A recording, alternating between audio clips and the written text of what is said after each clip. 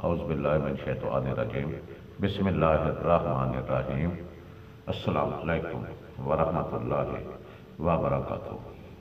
محترم ناظرین کرام، آج میں جو آپ کے لیے ایک بہت ہی انمول تحفہ لے کر آ رہا ہوں اس کا نام ہے نماز۔ نماز ہم پر فرض ہے۔ قرآن مجید فرقان حمید میں جس عمل کی سب سے زیادہ تاکید کی گئی ہے وہ نماز ہے۔ نماز اپنے رب سے تعلق قائم رکھنے کا بہترین وسیلہ ہے۔ نماز تمام فرائض میں سے افضل ترین فرض ہے۔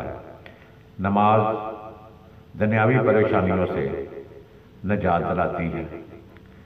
نماز ادا کرنے سے سکون کی دولت حاصل ہوتی ہے۔ اس لیے قرآن مجید فرقان حمید میں تقریباً 700 مقامات پر نماز قائم کرنے کا حکم فرمایا گیا۔ یاد رکھیں، نماز کو قائم کرنے کے لیے اس کی ادائیگی بہت ضروری ہے۔ بعض ناعاقبت اندیش حضرات کہتے ہیں کہ نماز دل کی ہوتی ہے اور نماز کی ادائیگی ضروری نہیں۔ بس جبکہ اس قسم کی خرافات کے عاملین جہالت میں ڈوبے ہوئے ہیں۔ اہل اللہ وہی ہیں جو خود بھی نماز کی تاکید پابندی کرتے ہیں اور اپنے متلقین کو بھی نماز ادا کرنے کا حکم دیتے ہیں۔ اسلام کے بنیادی فرائض میں سب سے پہلا فرض نماز ہے۔ جب نماز کا وقت ہو تو تمام امور یعنی تمام کام چھوڑ کر سب سے پہلے نماز ادا کرنی چاہیے۔ اکثر کہتے ہیں کہ نماز قائم کرنے کا حکم قرآن مجید فرقان حمید میں آیا ہے، نماز پڑھنے کا تو نہیں آیا۔ تو میں ایسے لوگوں کے لیے ایک گزارش کروں گا کہ سورۃ النساء آیت نمبر 103 کو پڑھ کر دیکھیں۔ اس میں اللہ رب العزت نے نماز پڑھنے کے بارے میں بتایا ہے یا نہیں بتایا۔ کچھ کہتے ہیں ہماری نماز دل کی ہوتی ہے، ہم نے نماز قائم کر رکھی ہے۔ تو خدا را ایسی جہلانہ باتوں سے پرہیز کرے۔ اگر ایک مکان کو قائم کرنا ہو، مکان کو کھڑا کرنا ہو، مکان بنانا ہو تو اس کی دیواریں نہ بنائیں، تو چھت کھڑی کر کے کہہ دیں گے ہم نے مکان قائم کر لیا ہے۔ چھت کھڑی کر سکتے ہیں؟ سب سے پہلے نماز پڑھیں گے تو نماز قائم ہوگی۔ اس لیے میری ان جاہل عالمین سے، جاہل عاملین سے پرزور گزارش ہے کہ خود تو ڈوبے ہوئے ہیں صنم، اپنے متلقین کو تو نہ ڈوبیں، ان کو تو ڈوبنے سے بچائیں، ان کو تو نہ ڈبائیں۔ تو اللہ رب العزت نے بار بار نماز پڑھنے کی تلقین فرمائی، قائم کرنے کی تلقین فرمائی، اور میرے پیارے محبوب صلی اللہ علیہ وسلم فرماتے ہیں وہ نماز کے بارے میں، لا ایمان لا من لا صلوات لاہ ولا دین علیمن لا صلوات لاہ۔ یہ مسلم شریف جلد نمبر 1 حدیث نمبر 61 یعنی کہ 61 میں فرماتے ہیں میرے پیارے محبوب صلی اللہ علیہ وسلم کہ جس کی نماز نہیں اس کا ایمان نہیں، اور جس شخص کی نماز نہیں اس کا دین نہیں۔ اس حدیث شریف سے یہ واضح ہے کہ نماز ایسا فرض ہے جس کو ہر حال میں ادا کرنا ہے اور ادا کرنا چاہیے۔ حضرت سیدنا خواجہ قطب الدین بختیار کاکی رحمۃ اللہ علیہ فرماتے ہیں، جس دن تاجدار چشم حضرت سیدنا معین الدین چشتی اجمیری رحمۃ اللہ علیہ کے میں دستے بیت ہوا، اس دن خواجہ غریب نواز نے ارشاد فرمایا کہ نماز مومن کی معراج ہے، جیسا کہ حدیث مبارکہ میں بھی ہے الصلاۃ معراج المومنین، یعنی کہ نماز مومن کی معراج ہے۔ پھر فرمایا نماز ایک راز ہے جو بندہ اپنے پروردگار سے بیان کرتا ہے۔ راز بیان کرنے کے لیے کسی کا قرب چاہیے، قرب وہی پا سکتا ہے جو اس راز کے لائق ہو، اور راز سوائے نماز کے اور کسی طرح بیان نہیں کیا جا سکتا۔ حدیث شریف میں ہے المصلی یناہی ربہ، یعنی نماز ادا کرنے والا اپنے پروردگار سے راز بیان کرتا ہے۔ میرے پیارے معززین، میں بے حد سرور و کیف سے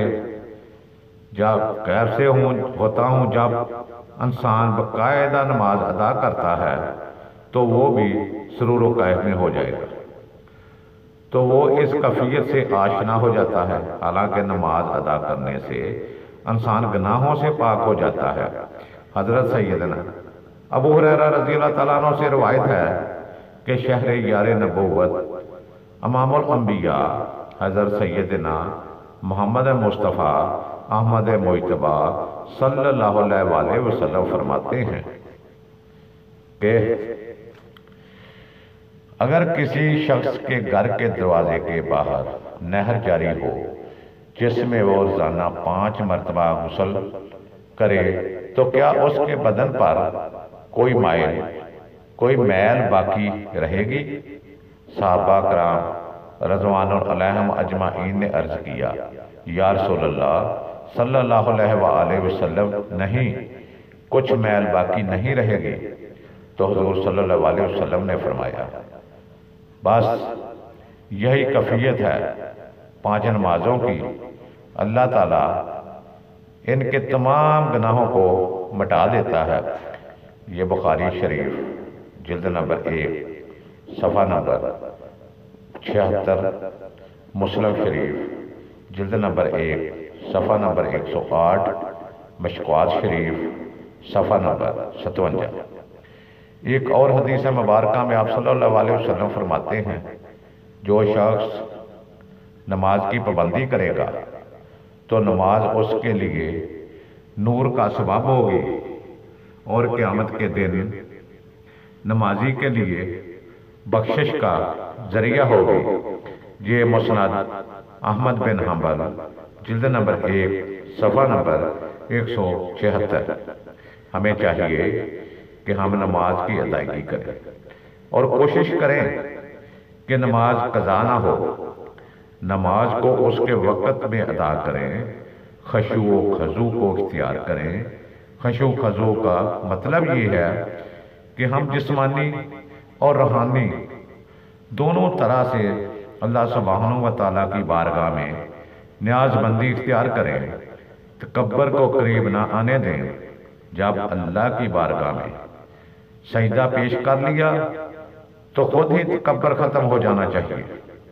نماز کی ادائیگی کے لیے اہتمام کرنا اور انتظار کرنا انسان کے مومن ہونے کی دلیل ہے۔ حضرت خواجہ معین الدین چشتی اجمیری رحمۃ اللہ علیہ فرماتے ہیں کہ جب لوگ نماز اچھی طرح ادا کرتے ہیں اور اس کے تمام حقوق بجا لاتے ہیں، یعنی کہ رکوع، سجود، قرات اور تسبیح کو ملحوظ خاطر رکھتے ہیں، تو فرشتے اس نماز کو آسمان پر لے جاتے ہیں۔ اس نماز سے ایک نور نکلتا ہے اور آسمان کے دروازے کھول دیے جاتے ہیں۔ پھر وہ نماز عرش سے نیچے لائی جاتی ہے تو حکم ہوتا ہے اے نماز، اب تو خود اللہ کی بارگاہ میں سجدہ کر اور ادا کرنے والے کے لیے بخشش مانگ کہ اس نے تیرے حق کو ملحوظ خاطر رکھ کر تجھے ادا کیا ہے۔ یہاں تک فرمایا کہ حضرت خواجہ معید الدین چشتی اجمیری کی چشمان مبارک سے آنسو جاری ہو گئے اور آپ نے رقت انگیز لہجے میں فرمایا یہ تو اچھی نماز ادا کرنے والوں کے لیے ہے، لیکن جو لوگ نماز کا حق ادا نہیں کرتے اور ارکان نماز کو آسان طریقے سے انجام نہیں دیتے تو حکم ہوتا ہے کہ اس نماز کو اٹھاؤ اور اسی نمازی کے منہ پر دے مارو، اور پھر نماز اس نمازی سے کہتی ہے اللہ تعالیٰ تجھے ضائع کرے جس طرح تو نے مجھے ضائع کیا ہے۔ یہ دلیل العارفین صفحہ نمبر 115 ہے۔ پھر خواجہ معین الدین چشتی اجمیری رحمۃ اللہ علیہ فرماتے ہیں ایک مرتبہ رسالت آپ صلی اللہ علیہ وسلم نے ایک شخص کو نماز کرتے ہوئے دیکھا جو رکوع سجود قیام و قعود اچھی طرح سے ادا نہیں کر رہا تھا۔ جب اس نے سلام پھیرا تو رسول اللہ صلی اللہ علیہ وسلم نے فرمایا کہ تو کب سے اسی طرح نماز ادا کر رہا ہے؟ اس نے عرض کی یا رسول اللہ صلی اللہ علیہ وآلہ وسلم کئی سال ہو گئے ہیں۔ امام الانبیاء صلی اللہ علیہ وآلہ وسلم نے فرمایا اگر تو اسی طرح نماز ادا کرتا ہے تو جان لے تیری ایک بھی نماز نہیں ہے جو قبول ہو سکتی ہو۔ دلیل العارفین صفحہ نمبر 116۔ جان لے کہ جب ہم بھی نماز ادا کریں تو ارکان نماز کو صحیح طور پر ادا کریں۔ جب بھی ہم نماز ادا کریں تو قیام سے لے کر نماز کے آخر تک ساری توجہ اللہ تبارک و تعالی جل شانہ کی طرف ہونی چاہیے، اور کوشش کرنی چاہیے کہ نماز میں وسوسے کم سے کم آئیں۔ وسوسوں کی کمی کے لیے نماز شروع سے پہلے آیت الکرسی یا لا حول ولا قوت الا باللہ پڑھ لیں تو ابلیسی ہتھکنڈوں سے محفوظ ہو سکتے ہیں۔ وسوسوں کو دور کرنے کے لیے بہت سے طریقے علماء کرام نے بیان فرمائے ہیں، جیسا کہ دوران نماز میں ادا ہونے والے الفاظ کی طرف توجہ دیں، اس کے معنوں پر توجہ دیں، تصور ذات پکائیں، اپنے آپ کو اللہ کے حضور حاضر ہونے کا تصور کریں، کعبۃ اللہ کے سامنے حاضری کا تصور ہونا چاہیے۔ جو الفاظ ہم سب ادا کرتے ہیں اس میں سے اگلے الفاظ جو ادا کرنے ہیں ان کی طرف توجہ ہونی چاہیے، جیسا کہ الحمدللہ کہا تو اب تو رب العالمین پڑھنے پر ہو نماز کا اردو ترجمہ یاد ہونا چاہیے۔ حضرت خواجہ معید الدین چشتی اجمیری رحمۃ اللہ علیہ سے پوچھا گیا نماز کیا ہے؟ آپ نے ارشاد فرمایا نماز ایک امانت ہے جو اللہ تعالیٰ کی طرف سے بندوں کے سپرد کی گئی ہے، پس بندوں پر واجب ہے کہ وہ اس امانت کو اچھی طرح محفوظ رکھیں کہ اس میں کوئی خیانت ظاہر نہ ہو۔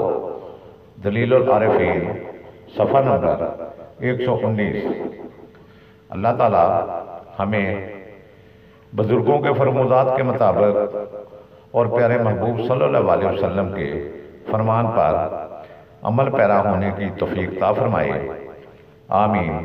یاد رکھیں اگر دوران نماز وسوسے آتے ہوں تو ہرگز وسوسوں کے خوف سے نماز ترک نہ کیجیے، بلکہ مزید کوشش کریں جب نماز ادا ہو جائے تو اس کو بچا لینا ہی حکیموں کے معنی ہیں، یعنی نماز قائم کرو۔ جب ہم نماز ادا کرتے ہوئے اللہ اور اس کے رسول صلی اللہ علیہ وسلم کے سامنے یا اللہ اور اس کے رسول صلی اللہ علیہ وسلم کے راستے پر چل کر اللہ رب العزت کے حضور پیش ہوتے ہیں تو یقیناً ہماری نماز قائم ہو جائے گی اور حکم قرآنی پر عمل ہو جائے گا۔ اللہ تعالیٰ ہم سب کو نماز کی آسان طریقے سے اور تمام امور کو ملحوظ خاطر رکھ کر تمام وسوسوں سے بچا کر نماز پڑھنے کی توفیق عطا فرمائے، آمین ثم آمین۔ محترم ناظرین، ویڈیو اگر اچھی لگے تو اس کو اپنے دوستوں، اپنے گروپس میں، اپنے عزیز و اقارب میں ضرور شیئر کیجیے گا، اور جنہوں نے ابھی تک میرے چینل کو سبسکرائب نہیں کیا ان سے گزارش ہے کہ چینل کو ابھی سبسکرائب کر لیں، ساتھ لگے ہوئے گھنٹی کے بٹن کو بھی دبا دیں تاکہ ہر آنے والی ویڈیو آپ تک بر وقت پہنچتی جائے۔ تو اس کے ساتھ ہی میں آئندہ کسی اور ویڈیو تک آپ سے اجازت چاہتا ہوں۔ خدا حافظ، السلام علیکم ورحمۃ اللہ وبرکاتہ۔